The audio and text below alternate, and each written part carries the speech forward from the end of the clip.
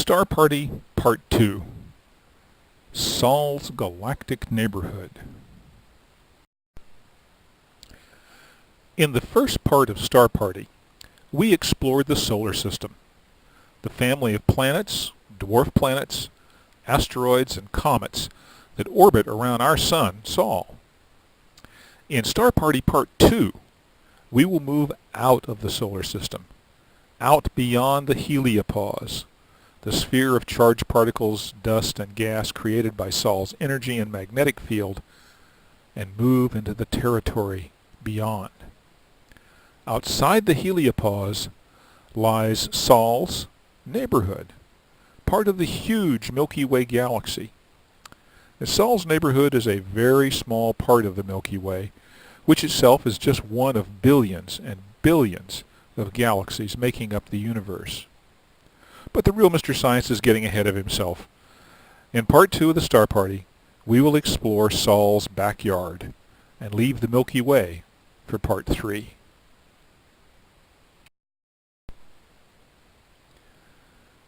The scale of things. The solar system in reality is a modest affair. Sol was an unremarkable star, quiet and steady over a time span of billions of years. Not too energetic, but energetic enough to create the heliopause and protect life on Earth from the radiation and dust from interstellar space that would otherwise pelt the Earth constantly. Sol's planets have a wide range of size and makeup, but apart from the fact that the Earth developed intelligent life, the solar system too is a small, quiet place. Even Sol and the solar system together are tiny when compared to the incredibly vast space and literally billions of objects outside of Sol's domain. Douglas Adams, author of the hilariously funny Hitchhiker's Guide to the Galaxy, put it really well. Space is big, really big. You just won't believe how vastly, hugely, mind-bogglingly big it is. I mean, you may think it's a long way down the road to the drugstore, but that's just peanuts to space. Listen. There are about 50 stars within a sphere of space around 32 light-years in diameter and centered on Sol. 25 of these stars are within about 12 light-years of Sol.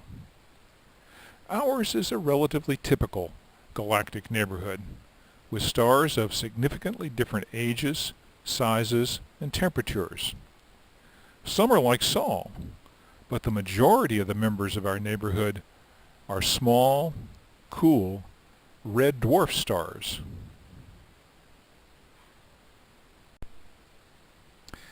This diagram shows the relative positions and distance of the 50 stars in that 32 light-year in diameter sphere around Sol. As you can see, they are scattered out. They also have, in some cases, familiar names. Familiar because they are parts of the constellations, the areas we see in the sky based upon the mythology of the Greek, Roman, Egyptian people who were the first real astronomers. Altair, Vega, Fomalhaut, Procyon, Sirius, Alpha Centauri, and so on. All the nearby stars and Sol itself are revolving around the center of our Milky Way galaxy, but are following their own individual orbits. Sol's orbit not only circles the galaxy, but also bobs up and down. Our closeness to the nearby stars is a temporary thing. After a few million years, Sol will have a whole new set of stellar neighbors. This is a telescope image of the star closest to Sol, Proxima Centauri. Proxima Centauri is 4.2 light-years away from Sol. Centauri because it is in the constellation Centaurus, and Proxima because it is the closest star to Sol.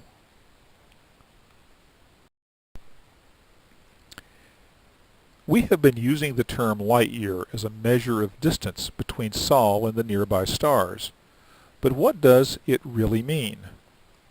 A light year is the distance a photon of light will travel in 1 Earth year.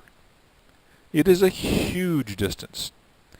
Photons fly along at 186,000 miles per second.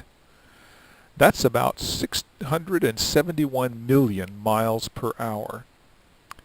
Even so, photons take 4.2 years to reach Earth from Proxima. Hence, it is 4.2 light years distant. That 4.2 light years is 66 quadrillion, 500 trillion miles. And Proxima is the closest star to Sol. This is a powerful reminder of just how mind-bogglingly huge it is out there. Our fastest moving spacecraft, Voyager, which you heard about in the first part of Star Party, is near to leaving the heliopause after years of travel. Voyager is speeding along at 37,000 miles per hour, slow as a snail compared to a photon. But if it were headed for Proxima, it would not arrive there for about 80,000 years. So it is likely that what we will learn about the universe in the near future will be gained from the observation of the photons and particles that come to us from the objects we are studying and from the data our spacecraft and rovers exploring the solar system provide. Space is just too big for us to get any kind of information firsthand. Even Voyager, our fastest moving spacecraft, is no match at all for a photon moving at the speed of light. Sol's neighborhood is diverse, but it is typical of other parts of the Milky Way. About half of the nearby stars are multiple star systems with 2 or more stars orbiting one another at the same time they orbit the center of the Milky Way together. For example, Sirius A, the bright and hot dog star in the constellation Canis Major, is a double with tiny white dwarf Sirius B. This telescope photograph shows them together.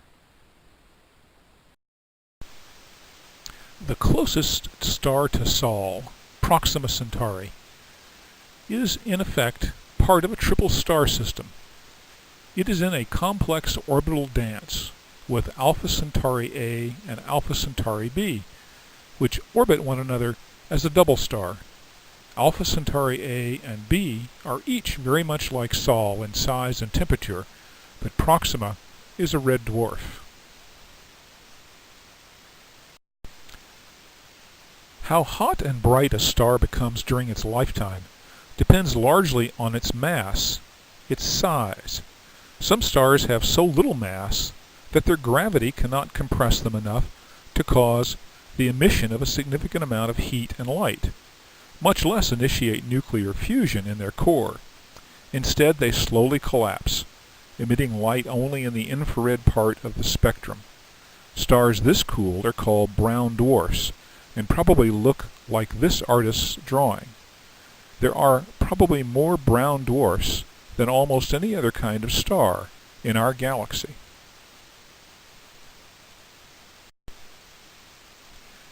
If a star is a bit more massive and gives off some heat and light as it collapses, but does not get dense and hot enough to initiate nuclear fusion in its core, it is called a red dwarf, and probably looks something like this artist's rendering. Proxima Centauri, which we talked about a moment ago, is a red dwarf. Larger mass stars like Sol have a more robust nuclear furnace and emit significantly more heat and light. Sol and Alpha and Beta Centauri, which are similar in size to Sol, emit light in the yellow to white parts of the spectrum. Sirius, which is twice as massive as Sol, is much hotter and appears intense white or blue-white.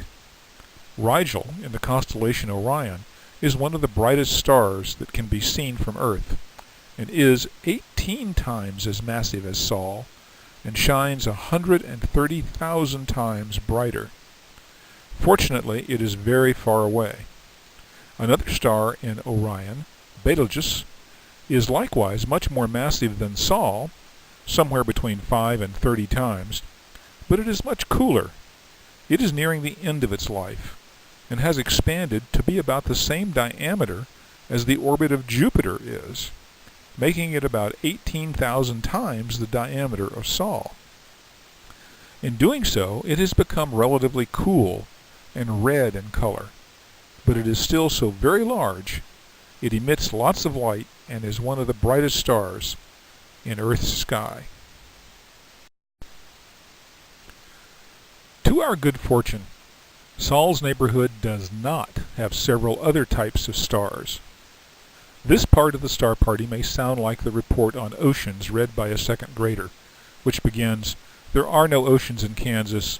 There are no oceans in Colorado."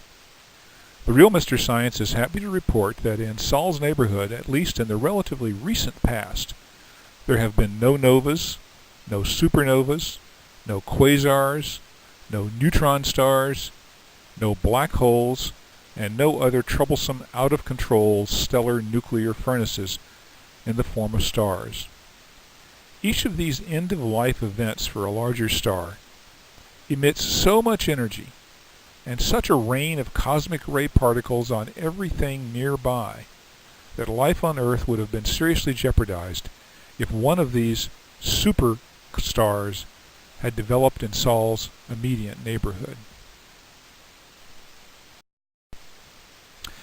Instead, many of the stars in Sol's quiet neighborhood have had the opportunity to develop planets over a long period of time, and many planets have been identified by either the ever-so-slight motion they cause in their parent star as they orbit it, or by the minuscule shadow they cause in the star's light when a planet passes in front of the star as seen from Earth, or perhaps by the detection of a microlensing event caused by the planet's gravity bending the light coming from a distant object behind the planet as seen from Earth. All three are methods used to find planets in the stars not far from Earth.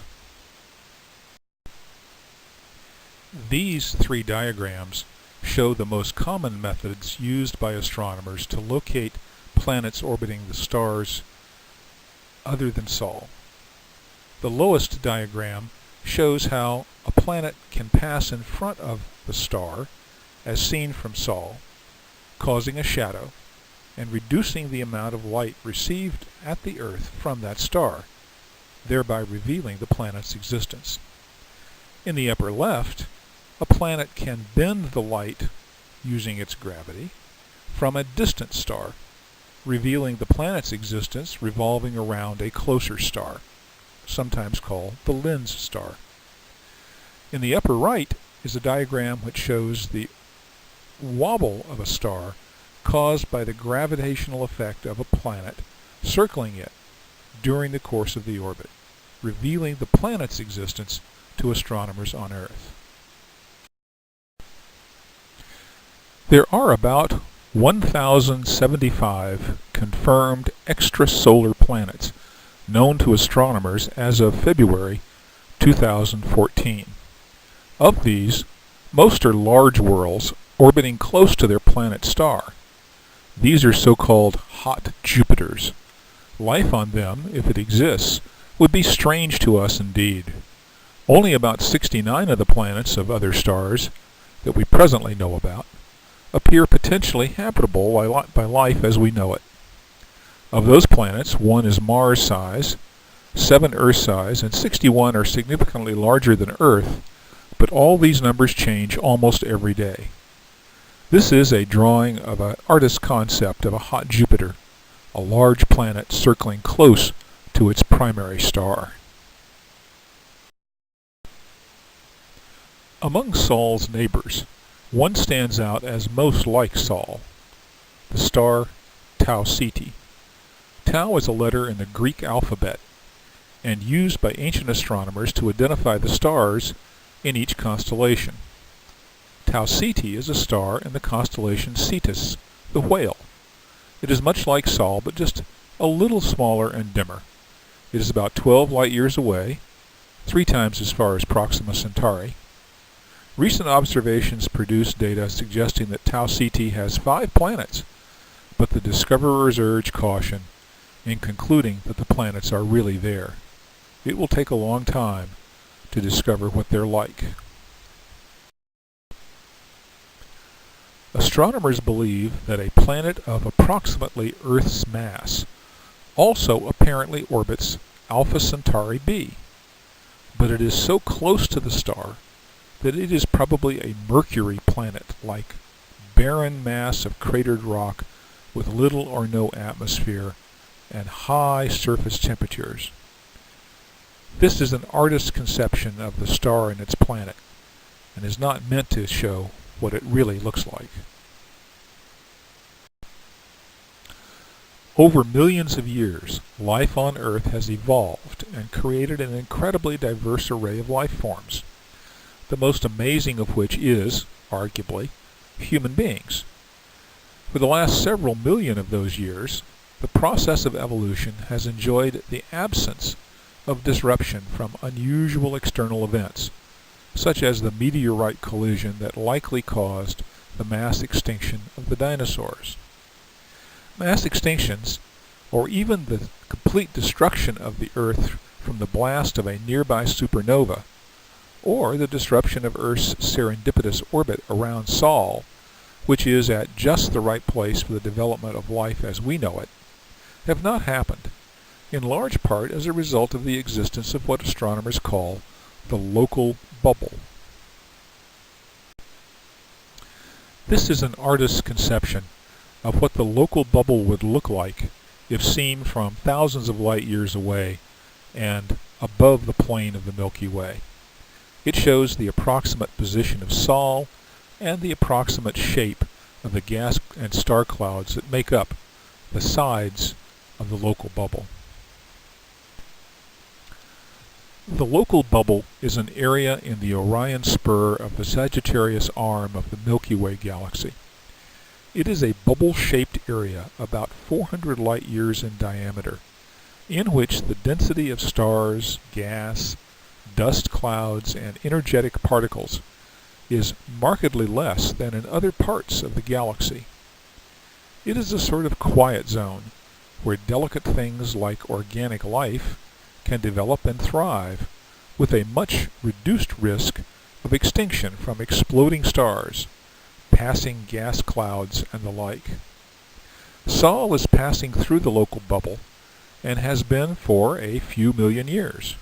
Ironically, the local bubble was likely created by a supernova in this area about 4 million years ago, when Sol was far away, and it is chance that Sol has wandered in the bubble on one of its orbits around the galaxy. A few million years from now, Sol will go through the wall of the bubble and back into normal galactic space. Let's hope that it's quiet there, too.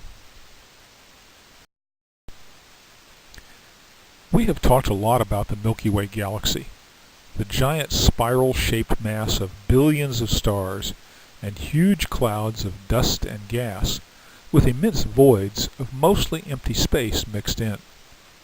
From Sol's present position in the galaxy, it is not possible to take a photograph of the galaxy except edge-on, an unsatisfactory position from which to study the details of such a huge object. Moreover, gas and dust clouds obscure our view of many places. But from studying other galaxies and modeling the data we do have, astronomers have developed a pretty good picture of the structure of the Milky Way, which we will now explore. This is an artist's rendering of what astronomers think the Milky Way galaxy would look like seen from about 100,000 light years above its center looking down. It shows the three major arms of the Milky Way, which consists of gas and stars created by the rotation of the mass of matter making up the galaxy. These include the Scutum Centaurus arm, the Sagittarius arm, and the Perseus arm. Sol is in the Orion spur of the Perseus arm. The Orion spur is a small fragment of a spiral arm that connects with the larger Sagittarius arm. Sol is about 27 light years from the center and slightly above the middle of the plane of the Milky Way. Sol takes about 200 million years to make one complete orbit around the center of the Milky Way. The hundreds of billions of other stars in the Milky Way take a similar period of time. Astronomers' conclusions about the shape of the Milky Way galaxy are confirmed by observations of the millions of other spiral galaxies that can be seen throughout the universe. A spiral galaxy like the Milky Way is seen in this photograph. It does look like a pinwheel, and in a sense it rotates around its center. But like the Milky Way, it is not a solid object. The billions of stars in the spiral each orbit the center in their own unique orbital path. The pinwheel appearance results from long-lived static density waves that represent areas of the disk that have greater mass and so appear more solid as a result. The spiral arms themselves cannot be real structures. The outer ones would have had to move at many, many times their observed orbital speeds to keep up with the inner arms' rotation around the center of the galaxy in order to preserve the spiral pattern. Therefore, they must not be real physical objects. The Milky Way is what is known as a barred spiral, which are common in the universe. An area shaped like a bar of stars, dust and gas, crosses the nucleus of the Milky Way and other barred spirals. The 5 main spiral arms are gravitationally connected to the bar. This photograph of another barred spiral clearly shows the bars reach between the various spiral arms. Like most other large galaxies, the Milky Way also boasts a black hole at its center. Most large galaxies have one. A black hole is a region of space from which gravity prevents anything, including light, from escaping. A black hole is created by the collapse of a very large mass of matter under its own gravity. Nothing can escape from a black hole. It also accumulates mass from any stars or gas or dust clouds that happen to come too close. In this fashion, a black hole may grow to a mass equivalent to millions of stars, but be the size, physically, of Sol. Since nothing escapes, even light, it often grows to huge proportions. Its gravity helps create the spiral shape of the Milky Way and holds the stars and gas and dust clouds in their orbits. The Milky Way's black hole is called Sagittarius A because it appears in the constellation Sagittarius. Despite the fact that nothing escapes from a black hole, just before the matter falling into the hole crosses the so-called event horizon, from which nothing escapes, the collapsing matter furiously spirals around the black hole, emitting light and energy that does escape to be observed by telescopes on Earth. Astronomers call the Milky Way's black hole Sagittarius A because it is located in the constellation Sagittarius as seen from the Earth, as shown in this photograph. The bright spot in the middle is the light emitted from the collapsing clouds of gas and dust as they spiral in to the black hole. The Milky Way can be seen as a dangerous place. Stars exploding, massive bodies orbiting at incredible speeds, the equivalent of thousands or tens of thousands atomic bombs going off nearby, cosmic rays sailing along at near the speed of light. But it can also be seen as a beautiful and awe-inspiring place, with groups of stars dancing with one another, gas and dust clouds in fantastic colors and shapes, and clusters of millions of stars like a hive of bees. Here are a few of its many beauties as photographed by astronomers on Earth. The Orion Nebula is a cloud of dust and gas in the constellation of Orion the Hunter. New stars are forming, hidden in the dust that shines from the reflected light of the new stars. The outflow of energy from their formation creates amazing shapes and colors, as seen in this photograph. Looking more closely at the Orion Nebula, one can see the so-called Horsehead Nebula. This dark, cold nebula is silhouetted against a bright, hot gas cloud, and is actually not in the shape of a horse's head. The foreshortened and upside-down L-shaped cloud that looks somewhat like a horse's head merely seems that way as seen from Earth.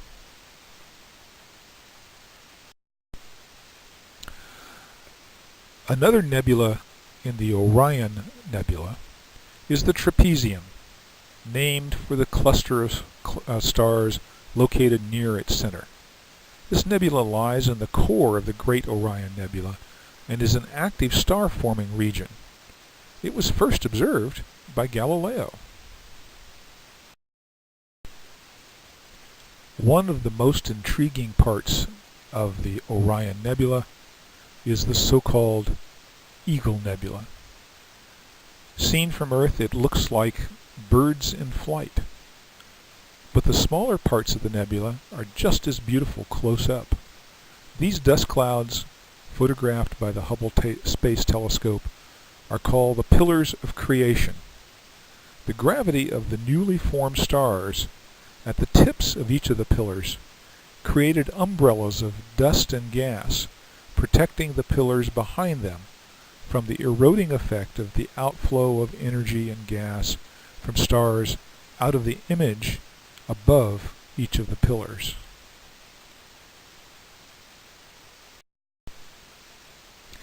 This is an image of the Pleiades, or the seven sisters of mythology. There are more than 7 of the stars, but there are 7 bright stars, and hence the name. The Pleiades is an open cluster of stars located not far from Sol, and for the time being are orbiting the center of the galaxy together. Someday, the gravitational effects of other stars passing nearby will disrupt this particular cluster, and they will just become individual stars. The Pleiades will be no more. Another cluster in the Milky Way is Omega Centauri. It is a globular cluster, approximately like a gigantic ball, but with 4 million stars in it, and is likely the largest globular cluster in the Milky Way. The entire group of them orbit around the Milky Way's center, sedately and slowly, as befits a 4 million star object. This is an image of the North American Nebula. This nebula is a huge emission nebula illuminated by stars obscured behind it and crossed by a cloud of dark ionized gas that appears almost black. The left lobe of this cloud of gas looks somewhat like the continent of North America, with Florida and Mexico coming off the bottom, hence the name North America. The Milky Way galaxy is one of billions of galaxies in the universe, and a fine example of the barred spiral variety. Like most galaxies, the Milky Way is part of a gravitationally bound group of galaxies. Not surprisingly, we call the Milky Way and its companion galaxies the local group. It is a group of about 50 galaxies, most of which are quite small, but one of which is a spiral galaxy with about the same size as the Milky Way. In Star Party Part 3, we will explore the local group and other nearby galaxies and take our first steps in understanding the overall structure of the universe. Look for Part 3 here on the www.therealmrscience.net website. See you soon.